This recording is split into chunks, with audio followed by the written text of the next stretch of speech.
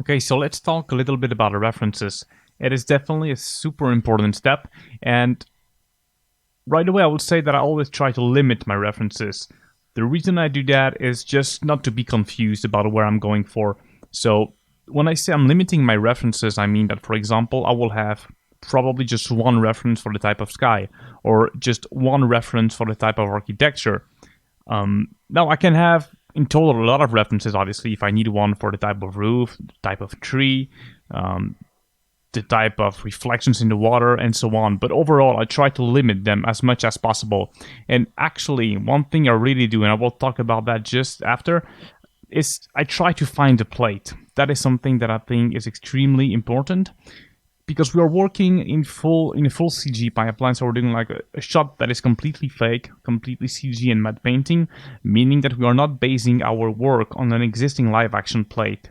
So the tricky thing with that is that it does multiply the number of choices you can make for the lighting. So if you can find one single photo, one plate that has everything you need when it comes to lighting perspective and atmospheric perspective, then you'll be able to use the rules of that photo and apply them to your matte painting. And that is gonna help you sell the realism of the matte painting much more. Now, to give you an example of that, I can quickly show you guys what I have here. So this is an image I did for Kit Bash 3D, actually, for the cover image of the industrial kit. And on the left, you can see that I found this photo that had everything I needed when it comes to the lighting, the haze, the sky. And what I did is simply replace the existing city in the photo by my own industrial city. So choosing a photo like that doesn't mean you cannot change it at all. And you will see that in the creation of my shot, I will change the lighting a little bit. But the idea is to find solid foundations onto which you can build your matte painting. So I can actually probably break down a little bit this PSD very quickly. So I'm not going to explain anything about Photoshop techniques. It is really at this point just to show you guys how I use this base plate and how I build the matte painting on top of it. So as you can see, I started with the base photo, then I just flipped it, and I started to paint over a few details, and everything that I paint is still within, as I said, the rules of my plate, which is really critical. And just now I keep adding my 3D render on top of it, and then just a lot of overpaint, using once again the guidelines that my photo provides me. And that's about it, really. There's not much to it. You see, it's really all about finding that one reference. And that is what I really want to emphasize on here in this step of the process. So what I can do now is come back at my brief builder. And the thing is that right away I already have a sort of idea of what I want to do, and I kind of want to do something a bit more stylized than what I'm used to do. So I think that I'm gonna choose first the fairy tale kit, and with that I have in mind actually a particular environment coming from The Hobbit, which is the lake town city. But I think it's quite cool. So it's a bit more stylized than what I'm used to do, which is cool because that will be a little challenge for myself. So when it comes to the kit, I'm gonna choose the fairy tale kit. And if you take a look on the Kit Bash 3D website, it quite matches actually exactly what I'm going for. Let me quickly bring it up here. As you can see, it really matches quite nicely the Lake Town environment. And let me bring actually this Lake Town reference that I have here. So this is pretty much what I want to do when it comes to the type of architecture.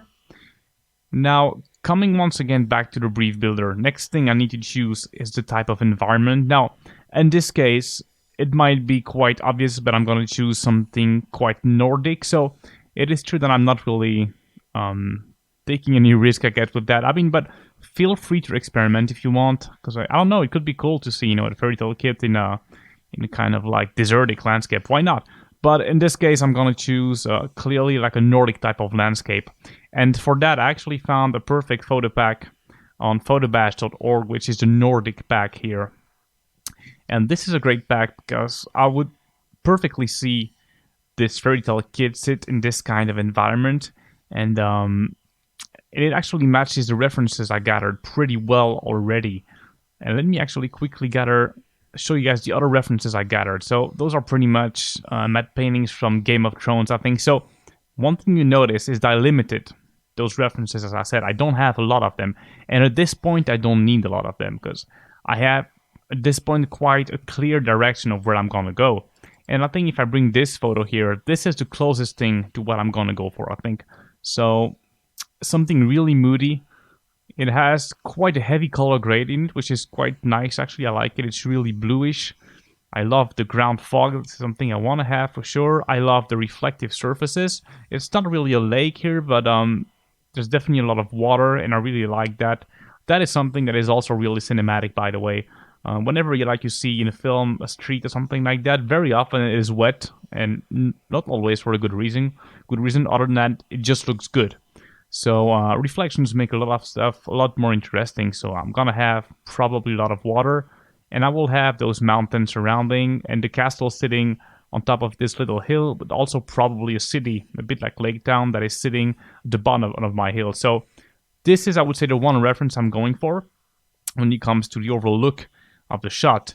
And if I come back also now, once again, to my brief builder, when it comes to the time of the day, it's gonna be during daylight, so I don't want to do a sunset, even though I would like maybe, if I bring back once again my one reference here, I would like to do something like this, but with maybe the sun piercing through the clouds a little bit. So I don't want a sunset though, so I'm gonna say it's during the day, probably late afternoon, 4 or 5 p.m., something like that. And when it comes to the sky, it's gonna be overcast in my case. And once again, by overcast, I mean either completely overcast or, as I just said, with a little bit of sunlight. So knowing all that, let's take a look once again at all the references I have. So I have those Game of Thrones matte paintings that are all pretty much in the same kind of style. I also have this Lake Town city that I really like. I kind of like it because it's exactly the type of architecture I'm going for. I kind of like the fact that there is some sun, even though here it's too sunset for what I want to do. So I'm not going to stick to that. So those references are just for the type of mood. But then on top of that, I also have my one reference I'm going to use as a plate, which I can find here in this Nordic Nature pack. Now in this case, I haven't chosen one single photo, simply because they are all pretty much the same when it comes to lighting. I could choose, this one or the other one. It wouldn't change anything. I can use one of those. This one, for example, is probably the one I'm going to use. I can use it really to make my matte painting sit perfectly. And once again, even if I choose this photo, it doesn't mean that I cannot change the lighting slightly. But this is really a solid foundation onto which I can build my matte painting. So once again, keep in mind to limit your reference so you know exactly what you're going for and you're not tempted to try a million different things. That is why the brief builder is there for, to help you really choose something and then stick to it.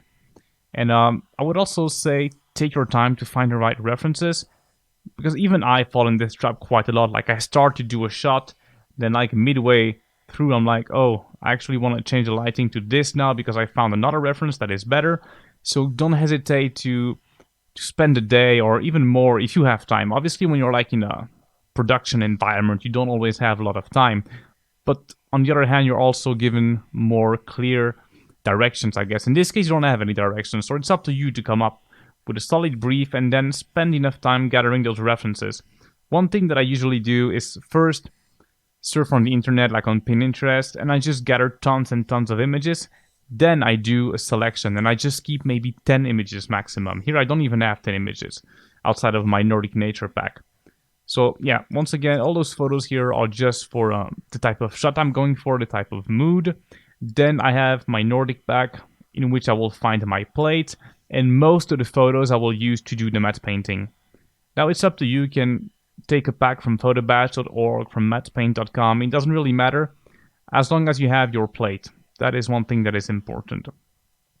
I will also add that if you don't have a lot of experience in doing animated shots, you really want to take your time and look at a few establishing shots to see how the camera moves, and maybe find a reference for your shot. In my case, I have quite a bit of experience now in establishing shots, so I don't really need to look for a specific reference when it comes to the camera move, because I've done it enough at this point, and I'd rather find my own camera move. But if you've never done this before, you can always find some really cool shot online.